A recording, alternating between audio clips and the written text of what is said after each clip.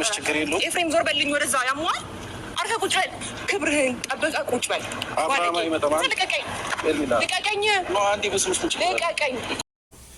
ሰላም ጤና ይስጥልኝ። ወደ ተከበራችሁ ቤተሰቦች እንዴት ናችሁ? ደህና ናችሁ ወይ? እኔ አለውኝና ያልነው ነገር እኛን ራሱ ጠንቋይ ናቸው ብትሉ ኖሮ ይሻል ነበር ማለት ነውና በጣም ኤፍሬምን እጠረጥረው ነበረ። እንደሚፈልጋት እንደሚወዳት ኤፍሬም ያፈቅራታል እያልኩኝ እየተናገርኩ ነበረ። አሰሙ እንግዲህ ቤተሰብ መግቢያው ላይ እንዳያችሁት ማለት ነው።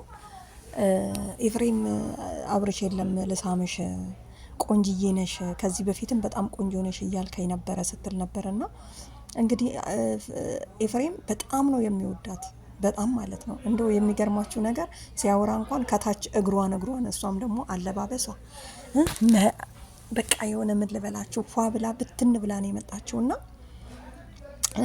እንግዲህ ኤፍሬምን አጓጉታዋለች። ምክንያቱም ያው ወንዶች ደግሞ የሚፈልጉትን ወንዶች ሴቶች ደግሞ እንደዚህ ውብ ሆነው ሲመጡ ይፈልጓቸዋል። እናንተ ለካ ብዙ ነገር ነው ያመለጠኝ ማለት ነው። የምፈልገውም ይሄን ነበረ ተናግሬም ስለነበር ማለት ነውና ኤፍሬም ድብና አድርጎ ከወንድሙ ጋር ሊያለያይ የያዘው መንገድ ነው። ምክንያቱም ስለሚወዳት ግን ሼም ነው። ወንድምህ እምቢ ያለው ወንድምህ አልፈልግም ብሎ የፈታውን ሴት እንዴት ነው አንተ ልሳምሽ ብለህ በግድ እየጎተትክ እንትን የምትለው? ኧረ አይነፋም ኤፍሬም ማለት ነው። ለማንኛውም ቤተሰብ ኮይት አልነበርኩም እና ወደ ሳውዲ ጎራ ብያለሁ። ሳውዲዎች ደግሞ ካላችሁ ቡና እያፈላችሁ ጥሩኝ እግረ መንገዳችሁ ማለት ነው። እና ከዛ ስንት ነገር አመለጠኝ አትሉ? ቦታ ሲቀየር ለካ ሁሉም ነገር ይቀየራል እስከሚመቻኝ ትላላችሁ። እና በጣም የገረመኝ ነገር ኤፍሬም ቀለበቱን ሁሉ ያስወለቀው ኤፍሬም እንደሆነ በፊት ያው ሩታና ኤፍሬም ናቸው ብዬ ደምድሜ ነበርና መጨረሻ ላይ ግን ሳዩ የኤፍሬም አካሁን የሄርሜላ ፍቅር እንዳለበት እንደሚወዳት ካስተያየቱ ከምኑ ማለት ነውና ተረድቼለት ነበር። እኔ ብቻ ነው የተረዳውለት ብዬ ነበር የማስበው። እና ብዙ ልጆች ኮመንት ላይ እንግዲህ ገብተው ሲጽፉ ብዬ ነበረ ኤፍሬም ሄርሜላን ይወዳታል ስለሚያፈቅራት ያሰራባት እሱ ነው እያሉ ሲኮማመቱ ምናምን ነገር አየውና ዋው ለካ ተመሳሳይ ሰዎች ጓደኞች አግኝቻለሁ ምናምን አልኩ ማለት ነው። እና ቤተሰብ ምን ለማለት ፈልጌ መሰላችሁ? ሰው እኮ ምቀኛ ከቅርብ አይመጣም የሚባለው ለዚህ ነው።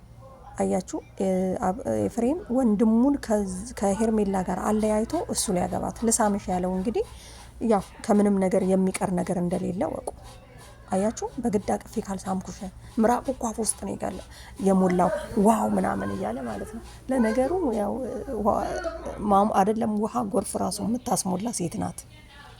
አያችሁ ለሌላ ሰውም ትሆኛለሽ፣ እሱን አትለማመጪ፣ ክብርሽን ጠብቂ ምናምን እያለ ሲሞላት ነበር ማለት ነው። ሲቀጥል ቤቷ እኮ ቀጥ ብሎ የገባው ትላንትና ማለት ነው። ምን ሊያደርግ እንደሆነ መቼም ይገባችኋል። ቢመቸው ነው ቢመቸው በልቶ ሊሄድ ነበረ። ምን አትሉ? ለማንኛውም ቤተሰብ ማለት ነው ይሄን ቪዲዮ ሳይ በጣም ተደነኩኝ። ምክንያቱም የሆነ አስተሳሰቤና የሆነ ወደፊት የሚደረጋ ነገር የሆነ እኩል ሲመጣላችሁ ደስ አይልም? በጣም እጠረጥረዋለሁ ኤፍሬም የሆነ ነገር አለበት። ቢያንስ ከሩታ ጋር ወይ ተመካክረው ነው ወይ ብቻውን ነው የሚል ስሜት ነበረኝና እንግዲህ ሩታም ያው ተበልታለች። በአሁን ሰዓት እንግዲህ ኤፍሬምም እንትና ሄርሜላም ይዛው ጠፍታለች እያሉ ነው ብዙዎች ማለት ነው። እና ቤተሰብ መለላችሁ ነው ያው ሳልናገር በጣም የምፈልገው ነገር ስለሆነና አስቤው ስለሆነ ነው እቺን ቪዲዮ የሰራሁት ማለፍ የለባትም ብዬ ማለት ነው። በጣም የገረመኝ እንትን በቃ እኮ እሱ እንደማይፈልጋት ምናምን ሲጀመር እኮ የቀለበቱ ቀን አውልቆ ሲሰጣት ራሱ በቃ አውልቂና ስጪው እሱ አይፈልግሽም እኮ ምናምን ብሎ እኮ ጓ ያለው እሱ ነበር ማለት ነው። አይታችኋል አይደለ? እና ኤፍሬም ድሮም ገብቶኛል አንተ የሄርሜላን እንደምትወድና ከአብርሽ ጋር ልታለያይ እንደሆንክ በጣም ብዙዎች አልገባቸውም እንጂ ጥቂቶቹ ግን ገብቷቸዋል። ምክንያቱም አሁን አስተያየት ሲሰጡ ብዬ ነበረ አስቤ ነበረ ምናምን የምትሉ ሰዎች አላችሁ ማለት ነው። ያን የሚሰማችሁ የለም። ገባችሁ? ልክ እንደኔ ማለት ነው። እና ሄደችን በዛም ተዟዛረች ሄርሜላ። አንድ ሰው የሚወደውን አግብቶ አያውቅም። ገባችሁ አይደል? የሚያፈቅረውንም ይላል እኔ እወድሻለሁ፣ አብርሃም ግን አይወድሽም፣ እሱ ያፈቅርሻል።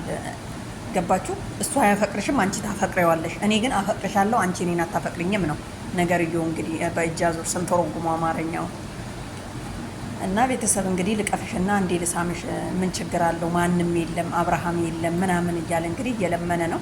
በጣም የሚገርማችሁ እኮ እዚህ ቪዲዮ ላይ ነው እንጂ የሆነ ቪዲዮ ላይማ ከታች በቃ አለ አይደለ ዳሌዋን ምናምን እያየ ነበር ኤፍሬም የሚያወራት ምናምን ራሱ በቃ እየጎመጀ ማለት ነው። ይሄን ያህል አስጎምጅታ ካንተ ከአብርሃም አለያይተህ ከወንድም አለያይተህ እኮ መቼም የሱ አትሆንም። ዋናው ቁም ነገራችን እዚህ ጋር ነው። ማንም ሰው እህቱን የወንድሙን ሚስት ወይም የወንድሙን ፍቅረኛ አይደለም የወንድሙን ጓደኛ ራሱ እኮ ድሮ ነውር ነበር፣ ዛሬ ነው እንጂ ማለት ነው። እና ቤተሰብ ምን ልላችሁ ፈልጌ ነው ያው በግልጽ በማውጣቱና ኤፍሬም እንደሚወዳት እንደዚህ በመናገሩ ደስ ብሎኛል። በጥርጥር ነበረ በፊት ሊሆን ይችላል ኤፍሬም ሄርሜላን ሳያፈቅራት አይቀርም። የሆነ ነገር አብርሽ ላይ እንዲጠላት ያሰራው ነገር ሊኖር ይችላል፣ ወይም ሩታ ልትሆን ትችላለች እያልን ስንጠራጠር ነበር ማለት ነው። ግን በተግባር ስላሳየህን ኤፋችን እናመሰግናለን። ለማንኛውም ቤተሰብ ይመቻቸው። እውነታው